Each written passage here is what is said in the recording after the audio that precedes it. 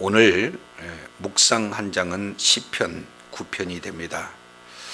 본문의 말씀을 통해서 살아계신 하나님을 만나고 은혜의 보좌 앞에 담대히 나가서 때를 따라 돕는 은혜를 얻는 그런 복된 역사 있기를 원합니다.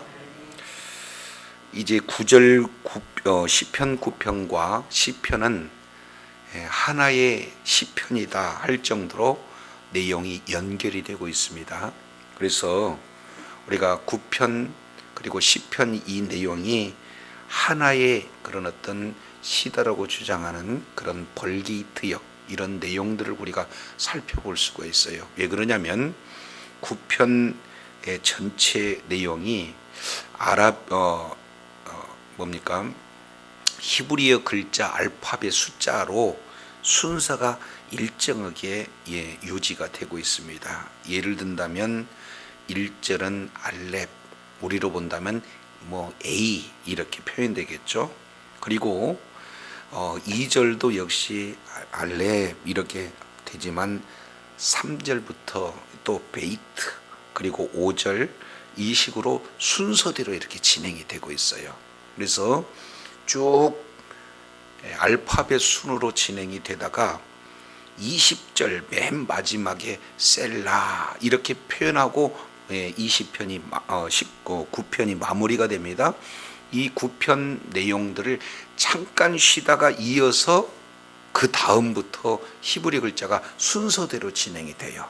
그래서 9편, 10편 이 내용은 바로 하나의 시편으로 볼 수 있을 정도로 내용의 일관성이 있습니다. 자, 그런데 왜 9편과 10편을 나누었느냐 하는 그 내용을 보면은 9편 이 내용은 개인의 그 찬양시가 위주로 진행이 되어 있다면은 10편의 경우에는 바로 탄원시 형태로 분류가 되고 있어요. 그러니까 내용이 찬송이었다가 또 동시에 슬픔이기 때문에 9편과 10편 이 내용을 나누는 것을 우리가 살펴볼 수가 있습니다. 이런 9편과 10편을 하나의 관점으로 바라보면서 오늘 9편 1절부터 20절 이 말씀을 통해서 주의 이름을 아는 자라는 그런 주제로 우리가 이 시간에 은혜를 나누고자 합니다.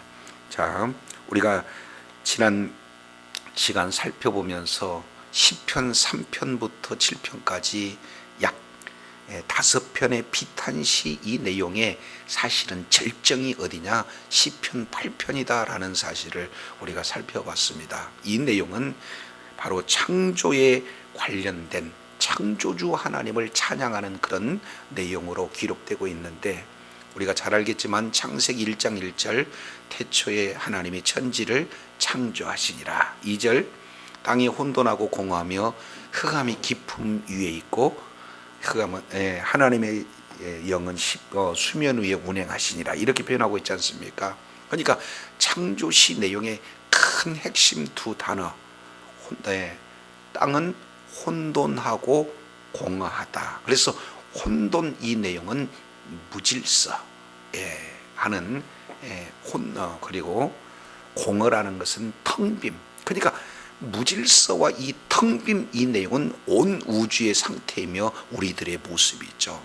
그러면서 그 모든 것이 흑암 가운데 있는 내용을 시편 2편의 창세기 1장 2절에 기록되고 있죠. 그런데 이 어둠의 문제를 사람은 이길 수가 없는데 이 어둠의 문제를 완전히 떠나버릴 수 있는 내용은 뭡니까? 빛이에요. 그래서 첫째 날 가장 먼저 하나님께서 말씀으로 창조하신 내용이 뭡니까? 빛이에요. 그래서 빛이 있으라 함에 어둠에 떠나가는 역사가 나타납니다. 그러면서 이제 하나님께서 밤이 되고 아침이 되니 첫째 날 이렇게 표현되고 있습니다. 그러면 이 3편 내용을 보면은 우리가 통상 저녁이 되고 그리고 3편 내용을 보니까 이제 시편 3편 5절에 누워 자고 깨었다라고 이렇게 표현하니까 밤이 되며 아침이 되니라는 용어를 연상할 수가 있습니다. 그리고 시편 4편 8절에 눕고 잔다 하는 내용은 밤의 상황이죠. 그러면 5편 3절에는 아침에 내가 기도하겠습니다. 6편 6절 내용은 밤마다 이제 내가 눈물로 침상을 띄웁니다. 그리고 7편 11절 내용이니까 매일 낮을 얘기해요. 그래서 밤과 낮이 계속 연속이 되는데 이 내용의 기간은 얼마나 될지 몰라요. 따라서 3편부터 7편까지 이 내용은 단식의 아주 오랜 기간이 진행되어지는 이 부분들을 우리가 살펴볼 수 있어요. 그런데 단식시에서 우리가 살펴보는 내용은 그런 절망적인 상황 속에서도 하나님이 누구고 그 하나님을 의지하는 그 자가 진정한 복이다. 왜냐하면 복 있는 자는 하나님의 말씀을 주야로 묵상하고 그 말씀을 통해서 하나님이 누구신지를 알고 그 하나님께 피했기 때문에 절망적인 그런 단식도 이제 단식 상황 속에서도 능히 이긴다 하는 그 내용들을 살펴봅니다. 그래서 어둠, 혼돈과 공허와 흑암과 같은 모든 단식의 현상이 이제는 찬란한 바로 창조의 새 아침이 밝은 그 모습으로 여호와 하나님께 찬양하는 그 내용이 시편 8편 내용이 되겠죠. 그래서 시작과 끝이 바로 주의 이름을 온 땅이 어찌 그리 아름다운지요 하고 찬양으로 시작해서 찬양으로 테두리를 이렇게 아로쳐서 그 안에 있는 이 사람들마다 하나님을 찬양하는 그런 어떤 자에게 이제는 탄식이 변화해서 광명의 역사가 나타나는 주의 이름을 찬양하는 복된 역사가 있게 되는 줄로 믿습니다.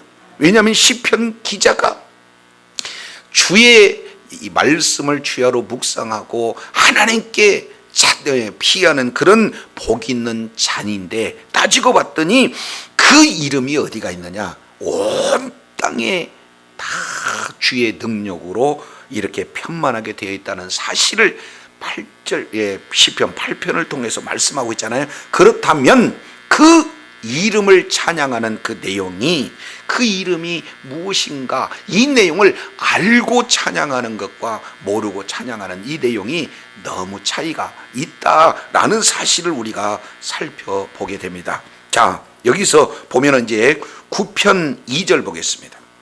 시편 9편 2절 내용을 보면은 내가 주를 기뻐하고 즐거워하며 무슨 하나님의 이름 그랬습니까? 그렇습니다. 지존하신 주의 이름을 내가 찬송하리이다. 이렇게 말씀을 하고 계세요.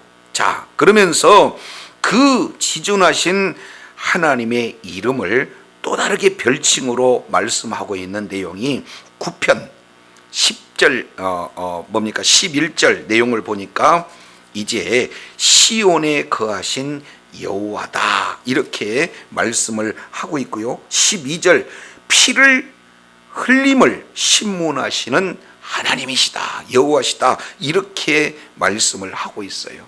그래서 이러한 지극히 높으신 주의 이름 그리고 시온에 거하시는 여호와 그리고 피 흘림을 신문하시는 보복하시는 그 하나님의 이름을 바로 알고 10절 내용을 봤더니 주님의 이름을 알아서 주님을 의지하게 되는 그 자를 다른 말로 주를 찾는 모든 자들에게 하나님께서는 결코 버리지 아니하시고 하나님의 품 안에서 눈동자처럼 보호해 주시겠다는 것이 바로 시편 기자의 찬양의 내용이 되어지는 거예요. 자, 그러면은 시편 19편 이 내용을 통해서 우리가 아주 계속해서 반복되어지는 내용들을 우리가 살펴보면은 자, 그 하나님은 어떤 하나님인가?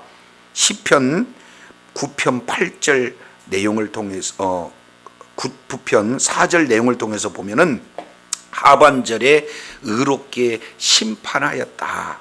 그리고 그 뒤에 7절 내용을 통해서 보면은 하반절에 심판을 위하여 보좌를 예비하였도다. 그리고 8절 내용을 보니까 공의로 세계를 뭐 한다는 거예요? 심판하시겠다 하는 내용입니다. 자, 16절도 보겠습니다. 16절 여호와께서 자기를 알게 하사 심판을 행하게 하셨으며, 그리고 19절도 내용을 보면은 맨 하바절에 열방으로 주의 목전에서 무엇을 받게 하소서? 심판을 받게 하소서. 그래서 계속 심판에 대한 내용을 반복하고 있습니다.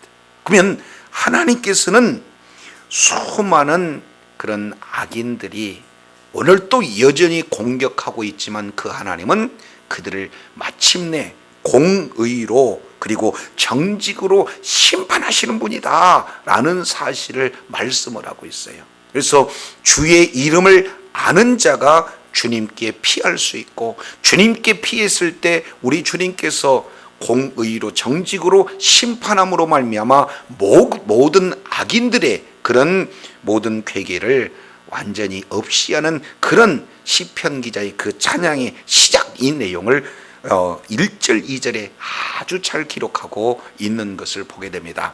자, 9편 1절 내용을 보면은 이런 말씀을 하고 계세요. 내가 전심으로 여호와께 뭐한다?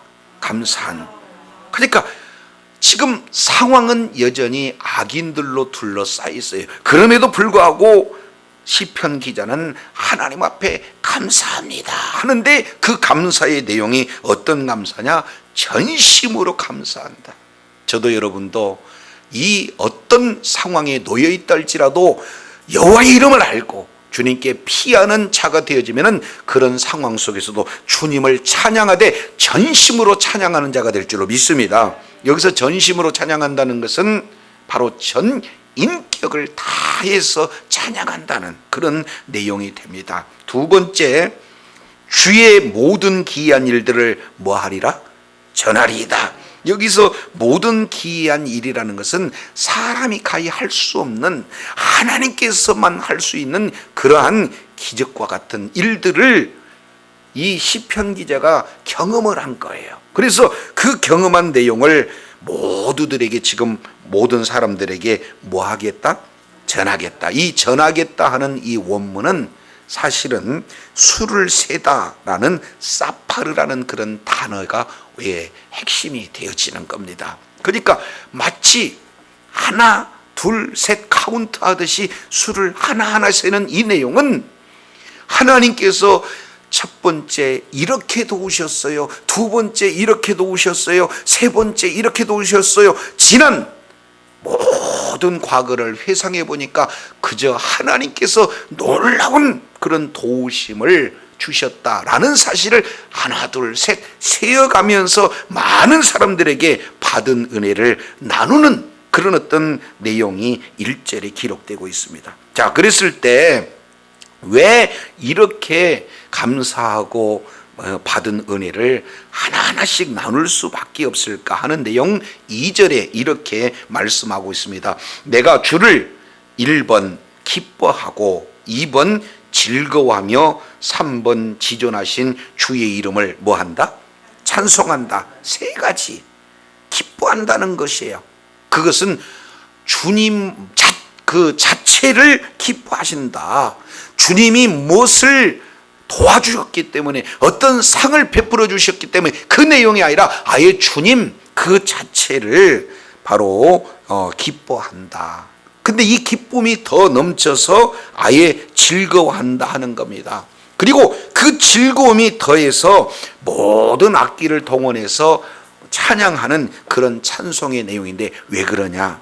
지극히 높으신 주의 이름을 알고 그 주의 이름이 이렇게 모든 기이한 일들을 전하게 하셨기 때문에 기뻐하고 즐거워하고 찬송할 수 있다 하는 그런 어떤 내용들을 보게 됩니다. 그래서 여기서 우리가 시제로 본다면은 1절에 나와 있는 것은 과거 상황이에요.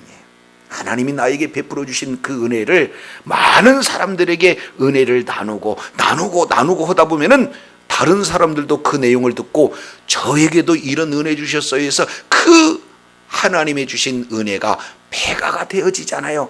그러니까 이러한 하나님의 기이한 일들, 그리고 그러면서도 지극히 높으신 이름을 우리가 계속해서 깨달아 감으로 이제는 현실 속에 놓여져 있거나 앞으로 되어질 그 일들이 비탄의 환경이 된다 할지라도 나는 기뻐하겠습니다, 나는 즐거워하겠습니다, 나는 찬송하겠습니다 하는 그러한 어려운 환경 속에서도 주님을 의지하고 승리를 기원하는 그런 하나님 앞에 신앙의 고백을 드려지는 복된 자가 된다는 거예요. 자, 그렇게 되면 이제 환경이 바뀝니다. 3절 내용을 보니까 원수들이 물러갑니다. 그리고 주 앞에서 넘어집니다. 그리고 이제 망하게 됩니다. 이렇게 이제 원수들, 이 모든 자들이 지금 괴롭히고 그리고 죽이고 이런 상황으로 달려들었던 모든 자들이 망하는 그런 경우들을 살펴봐요. 우리가 잘 알겠지만 사무엘상 17장 내용을 통해서 보면은 골리앗이 바로 이 뭡니까? 이스라엘 백성들을 향해서 정말 어렵게 힘들게 오는데 결국에는 어떻게 해요? 여호와의 만군의 여호와의 이름으로 이렇게 나왔던 다윗 앞에 이제 도망갈 수밖에 없고 주 앞에서 넘어서 완전히 그 삶을 막아낼 수밖에 없는 그런 어떤 모습과 일치하는 그런 내용이에요. 왜냐하면 자 9절입니다. 9편 4절 내용을 보니까 주께서 나의 의와 송사를 뭐 했다? 그리고 변호하셨다는 거예요. 그리고 보좌에 앉으사 의롭게 뭐 하신다 이렇게 하겠어요? 그러니까 변호하신다라는 것과 심판하신다라는 이 내용이에요. 그러면 우리 주님께서 하나님의 이름을 알고 우리 주님 앞에 피하러 가는 그런 자들은 1번 나의 변호사가 되어주겠다. 그리고 아예 보좌에 앉은다는 것은 재판의 광경 아니겠습니까? 그런데 거기에서 또 심판한다, 그 얘기는 재판장이 되어주신 거예요. 그러니까 변호사가 되어지고 동시에 그 변호사이면서 재판장이 나를 괴롭히고 있는 그 악한 자를 재판하게 되어진다라고 진행하니까 결국에는 약해서 이제 죽이려고 찾아왔지만 물러갈 상황밖에 없고 주 앞에서 그것도 넘어져 완전히 망하는 그런 어떤 내용은 배후에 우리 누가 있느냐?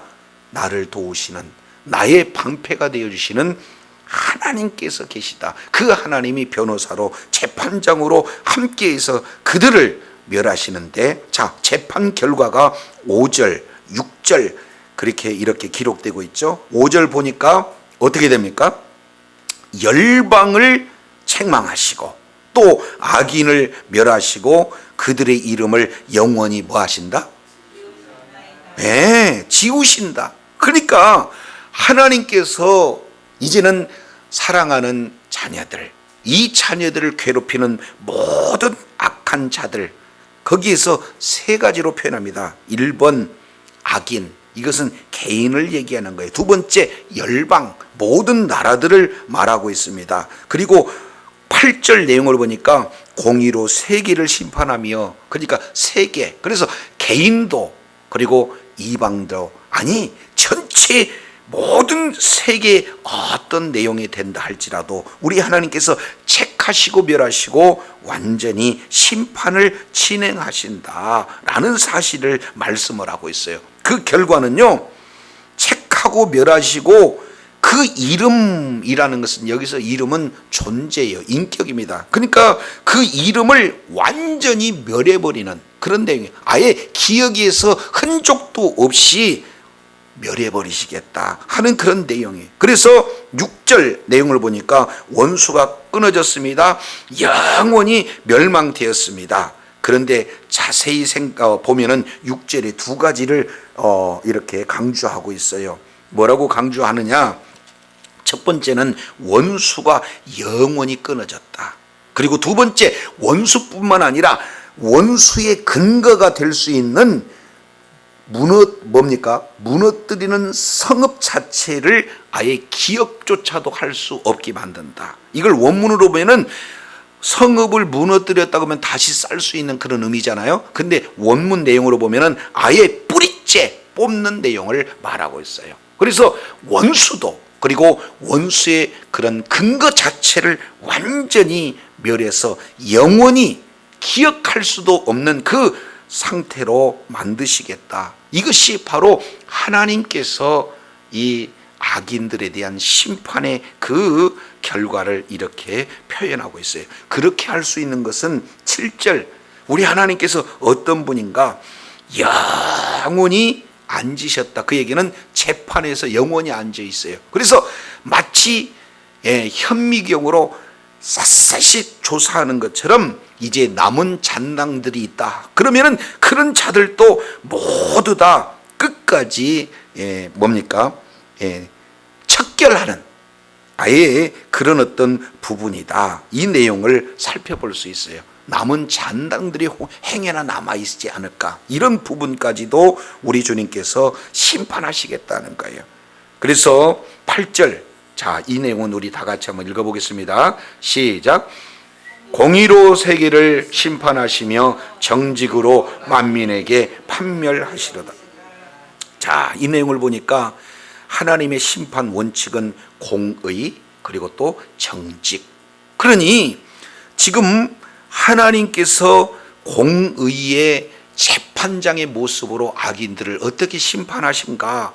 영원히 심판해서 기억할 수 없는 이런 하나님이시다라고 하면은 악인들이 시편 9편을 봤을 때는 그야말로 무시무시한 광경이잖아요. 그런데 그 하나님의 이름을 알고 하나님의 그 이름을 안 자가 하나님 앞에 피했을 때 그 하나님은 바로 억울함을 이제 풀어주실 수 있는 공의의 재판장이기 때문에 얼마나 평안한가 하는 내용들을 표현하고 있습니다. 그래서 시편 전체의 의인과 악인의 그 구조 속에서 의인에게는 공포 그 자체예요. 악인에게는 악인에는 공포 그 자체예요. 의인에게는 하나님의 온전한 보호다, 평강이다. 이 내용을 말씀하고 있어요. 그게 어디서 나타나느냐? 9절에서 이렇게 표현하고 있습니다. 여호와는 뭐하는 자에게 요새다? 압제당하는 자의 요새다. 환난 때의 요새다. 이 요새다 하는 것은 난공불락의 성읍처럼 아주 견고한 그런 산성을 요새, 이렇게 표현하지 않습니까? 그래서 많은 상황들로 압제를 당해요. 때로는 이렇게 환경을 통해서 압제당하고, 물질을 통해서 압제당하고, 그리고 또 뭡니까? 건강을 통해서 압제당하고, 그런 상황 속에서 있다 할지라도 누구에게 피하면? 여호와 하나님 앞에 피하게 되면 그런 압제당하는 자의 요새가 된다. 어떤 악한 그런 형태의 공격도 물리쳐 주시고 보호해 주실 수 있는 그런 내용이다. 그러면 여기서 압제당하는 자의 또 다른 표현이 어떻게 되는가? 자, 뒤에 보겠습니다. 12절 내용을 보면은 하반절에 가난한 자의 부르짖음을 잊지 아니하였다. 의인, 그러니까 여기에서 또 다른 표현이 가난한 자, 이렇게 표현합니다. 18절 내용으로 보니까 궁핍한 자, 또 가난한 자, 우리 하나님께서 이제 잃어버리지 않고 실망시키지 않겠다 하는 내용이에요. 그래서 주님 앞에 지금 압제당하고 있는 환경이다 할지라도 주님 앞에 피하게 되지만은 주님은 여전히 이제 손 벌리고 계셔서 피하는 자들을 그 품에 안으심으로 말미암아 보호해 주실 분이 바로 주님이신 줄로 믿습니다. 절대로 10절 내용을 보니까 주님을 이름을 알고 주님을 의지하는, 그래서 주님을 찾아가는 자는 결단코 버리지 않겠다는 것이 주의 약속이에요. 자, 그랬을 때 11절 나타나는 그런 내용이 뭡니까? 너희는 시온에 거하는 여호와를 뭐한다? 그렇습니다. 여기서 시온에 거하는 자는 바로 하나님의 임재 장소가 시온이 아니겠습니까? 그래서 그 하나님을 찬송하고 그 하나님께서 행하신 모든 일들을 많은 자들에게 다시 한번 선포하게 되어지는 그런 존귀한 자이지만, 반면 악인에게는 어떤 분으로 묘사가 되고 있습니까? 피 흘림을 신문하는 이가 그들을 모두 다 기억하고 있다는 거예요. 그래서 하나님의 이름을 두 가지로 11절 12절 내용을 보니까 시온에 거하는 여호와로, 또는 피 흘림을 심판하시는, 신문하시는 여호와로 기억되고 있다는 거예요. 그 자체가 공포요. 악인에게는, 하나님에게는 찬송의 대상이, 바로 의인에게는 찬송의 대상이 되어진다라는 사실을 살펴볼 수가 있습니다. 자, 이 사실을 알면 이제 누구를 부를 수가 있습니까? 13절 여호와여 하고 우리 주님을 찾을 수가 있게 되어지는 거예요. 지금 상황은 어떻습니까? 사망의 문에 놓여 있어요. 거의 그냥 죽음이 직전 가운데 있는데, 그럼에도 불구하고 여호와여, 여호와께서 나를 긍휼히 여겨주시면은 나를 사망의 문에서 일으켜 주실 수 있는 주님 아니시겠습니까? 라고 주님을 부르고 있는 그런 내용이에요. 그래서 결국에 어디로 이끄십니까? 14절 내용을 보니까 딸 시온의 문의 주원의 구원을 기뻐하리라. 결국 이제 하나님께서 딸 같은 시온의 문으로 그 자리를 옮기는 그런 어떤 내용이에요. 그래서 14절 내용을 보면 주의 찬송을 다 뭐하리라? 전할 것입니다. 이 내용은 1절 내용을 보니까 주의 모든 기사를 전하리라 하는 내용처럼 똑같은 단어입니다. 하나하나 하나님께서 그 시간에 첫 번째 이렇게 도우셨고요, 두 번째 이렇게 도우셨고요, 세 번째 이렇게 도우셨고요, 이렇게 하나하나 수를 세가면서 주님을 찬양하겠다는 시편 그런 기자의 고백, 이 내용을 통해서 살펴보게 됩니다. 그러나 반면 15절부터 18절까지 이 내용을 통해서 살펴보면 이렇게 표현을 해요. 뭐라고 말씀하고 있습니까? 이방 나라들은 자기가 판 웅덩이에 빠진다. 그리고 자기가 숨긴 그물에 자기 발이 걸렸더라. 스스로 망할 수밖에 없는 환경이 된다는 겁니다. 16절도 보세요. 여호와께서 자기를 알게 하사 심판을 뭐 했어요? 행하게 하셔서 악인은 자기 손으로 행한 일에 스스로 뭐한다? 여기서 얽힌다 하는 내용은 올무에 스스로 들어가게 하는 그런 어떤 상황에 놓여 있다, 그런 것을 볼 수가 있습니다. 특히 우리가 하만의 경우의 내용을 통해서 살펴보면은 모르드게를 죽이려고 했던 그곳에 자기가 이게 매달리는 그런 형국과 같은 내용이 있죠. 그래서 15절 16절 스스로 자기가 판 웅덩이에 빠져서 스스로 얽힘으로 말미암아 이제 17절 내용을 보니까 악인들은 다 스올로, 지옥으로 이렇게 돌아갈 수밖에 없어요. 이유는 하나님을 잊어버린 모든 이방 나라들이 다 그리하더라.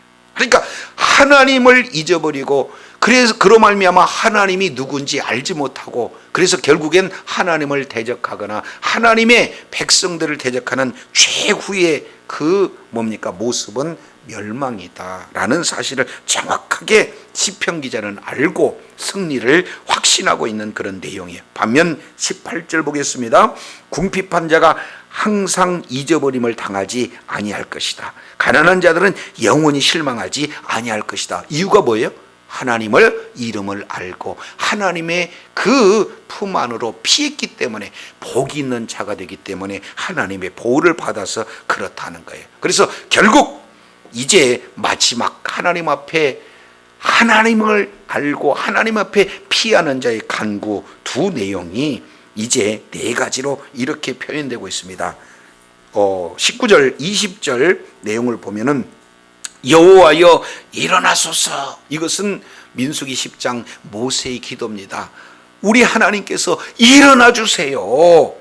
그리고 일어나 주신다라는 것은 대적을 향해서 싸워달라는 그런 의미입니다. 자, 그래서 1번 인생으로 승리를 얻지 못하게 하소서. 여기서 인생이라는 것은 하나님이 없는, 하나님을 부정하는, 하나님을 대적하는 개인을 인생이다 이렇게 표현하고 있어요. 그래서 인생이 결국에는 승리를 얻지 못하게 해주세요. 그리고 2번 이방나라, 이 이방나라 역시 마찬가지로 하나님이 없는, 하나님을 대적하는 그런 모든 나라들을 이방나라 이렇게 표현합니다. 그런 자들이 주 앞에서 심판을 받게 해주세요.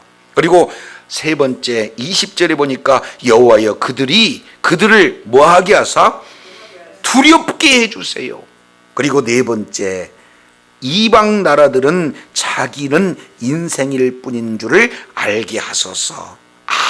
아무런 티끌 같은 그런 존재로 알게 해주세요 라고 표현하고 있습니다. 상황은 사실은 비탄한 상황이에요. 죽음의 목전에 있는 그런 상황이에요. 그럼에도 불구하고 이미 과거에 하나님 앞에 피했더니 하나님께서 승리를 가주신 하나하나 내용을 많은 사람들하고 은혜를 술을 세듯이 나누는 그런 내용 속에서 더 하나님에 대한 확신을 이렇게 갖고, 그리고 현재나 미래에 있는 모든 악한 환경에 놓여 있을지라도 우리 하나님께서는 반드시 그들을 공의의 심판을 하시고 그들을 마지막에 영원토록 근거조차도 없이 멸하게 하셨다는 그런 확신한 마음, 믿음을 가졌던 시편 기자가 마지막에 이런 내용으로 표현하는 것은, 악인은요 사람이 하나님을 대적할 수 없기에 악인들은 반드시 심판할 수밖에 없다는 그런 확신과 호소를 우리 하나님 앞에 드리고 있는 내용을 볼 수가 있습니다. 오늘 하루의 삶 가운데도 어려운 환경이 있느냐, 그렇다 할지라도 바로 여호와가 어떤 하나님이다라는 사실을 우리가 알고 늘 주님께 의지했을 때 과거에 베풀어 주신 은혜를 기억하고 선포함으로 말미암아 살아계신 하나님께 또 피함으로 말미암아 오늘 하루도 날마다 승리의 역사, 하나님의 도우심을 온전히 누리는 축복의 자녀들 다 되시기를 예수 이름으로 축원합니다. 기도하겠습니다. 거룩하시고 자비로우신 하나님 감사합니다. 오늘 시편 기자는 사실은 찬양시라고 하였지만 뭔가 복된 환경이어서 찬양이 아니라 과거에 하나님께서 어떤 은혜를 베풀어 주셨는가 하는 그런 내용들을 회상하면서 많은 사람들과 은혜 나누면서, 맞아, 하나님께서 과거에 한 번, 두 번, 세 번, 네 번 계속해서 도와주셨지 하고 은혜를 나누면서 더욱더 하나님을 찬양하는 그런 자가 되었다는 사실을 우리가 생각해 봅니다. 그러면서 동시에 지금 현실이 암울하고 정말로 고통스러운 그런 환경이다 할지라도 우리 하나님께 피하면 반드시 하나님의 보호가 있을 뿐만 아니라 악인들은 영원토록 흔적까지 기억조차도 하지 못하는 그런 심판이 있다는 사실을 우리가 이렇게 생각해 보면서 궁극적으로 피할 분이 바로 주님이기에 주여 이제 그들을 인생으로 알게 하소서, 그들이 마침내 공의의 심판을 받는 그런 자리에 있게 하소서 하고 모든 내용을 주님 앞에 의지할 때에 정말로 어려운 환경 속이다 할지라도 하나님의 도우심을 경험하는 그런 복된 자녀들 다 되게 역사하여 주시옵소서. 승리의 쾌가로 하나님 앞에 찬송하는 복된 자녀들 다 되게 하여 주시옵소서. 우리 구주 예수님 이름으로 기도드립니다. 아멘.